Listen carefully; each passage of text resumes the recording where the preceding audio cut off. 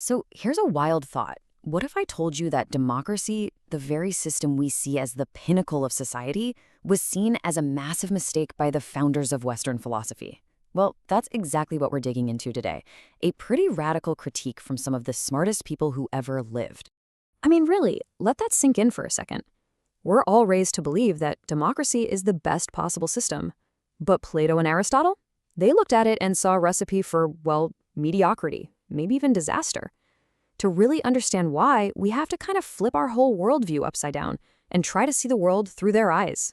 And it all comes down to this one huge fundamental difference. If you ask someone today what makes a good society, they'll probably say freedom.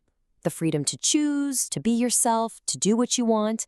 But for the ancient Greeks, the goal was never freedom. It was something else entirely. It was virtue. Now, I know virtue can sound a little old-fashioned, a bit stuffy, but for them, it was everything. And understanding what they meant by that single word is the absolute key to unlocking their entire argument against democracy. Just look at how they viewed our most cherished value. We see freedom as the ultimate goal, right? The prize. They saw it as just a tool that could be used to build something amazing or to smash everything to pieces. You see, it was morally neutral, and that made it a terrifyingly unstable foundation to build a whole society on. So, if not freedom, then what's the point? For them, the purpose of a state was to actively shape good people. Society wasn't supposed to be some passive referee just making sure we all play fair. No, it was supposed to be a full-on workshop for the human soul, designed to forge excellent character through rigorous education and, just plain old habit. And this focus on virtue led them down a path of, well, some pretty cold, hard logic. A logic that would become the absolute backbone of their case against democracy. Just follow the chain of thought here. It's actually pretty straightforward. To have virtue, you need a deep education. And to get that kind of real deep education, you need a ton of free time, what they called leisure. And back then, to have leisure, you absolutely positively needed one thing: wealth. And here's where that logic leads to a brutal and, for us, a deeply uncomfortable conclusion. If virtue requires wealth, and most people aren't wealthy, then it follows that most people can't be truly virtuous. So democracy, which is the rule of the many, becomes, by their definition, the rule of the uneducated. Ouch. This whole worldview was built on an idea they just accepted as a fact of life: natural scarcity. For them, this wasn't some economic problem you could solve with a new policy. It was just the way the world worked. It was a permanent condition. Most people would always be poor, and only a tiny, tiny minority would ever have the luxury of a life of the mind. Okay, so to take the next step in their argument, we have to wrap our heads around a key concept that's way, way bigger than our modern idea of just government. The Greek word is politeia, and we usually translate it as regime. But that doesn't even begin to cover it. It's so much more than who's in charge. It's the entire vibe of a society. Its moral character, what it celebrates, what it looks down on. You could almost call it the soul of a city. This here captures it perfectly. The regime is the form that gives a society its unique character. And what creates that form? Well, it's all about who you put on a pedestal. Who does your society admire most? The warrior?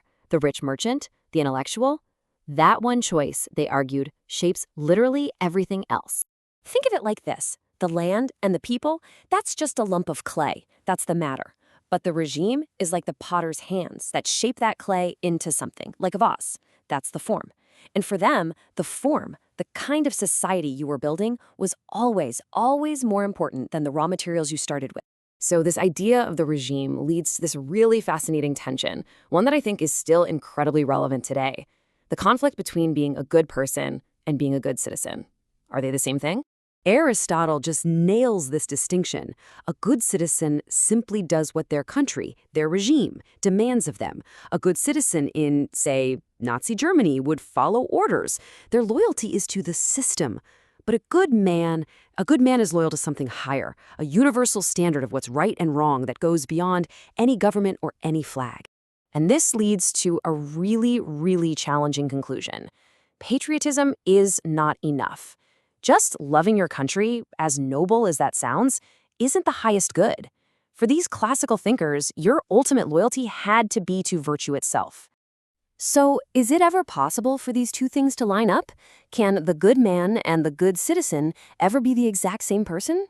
Well, according to the classics, yes, but only in a perfect society, a kind of utopian state they called the best regime, where the law of the land and the universal law of what's right are one and the same. All right, so what on earth does any of this ancient philosophy have to do with us right now? Well, let's try to hold it up as a mirror to our own time. Remember, their whole argument was based on scarcity. But we've kind of cracked that problem, haven't we? We have incredible wealth, amazing technology, universal education. So, have we solved the classical problem? Is everyone now genuinely educated enough to make democracy work the way it's supposed to? But a classical thinker would immediately push back. They'd ask us, wait a minute, what do you even mean by education?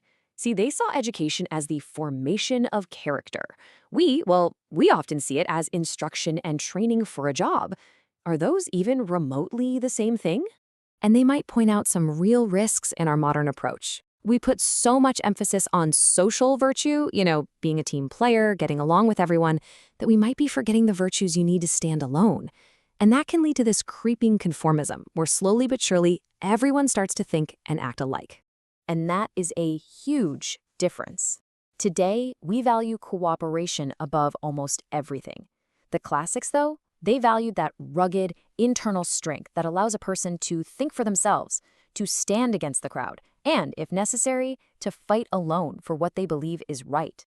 But, and this is the final fascinating twist, after all that criticism, even Plato had to admit that democracy had one massive advantage. For all its messy, chaotic freedom, it was the only system where his ideal human, the philosopher, could actually exist and do their work. A democracy did kill Socrates, yes, but it also let him live and think and argue freely for 70 years.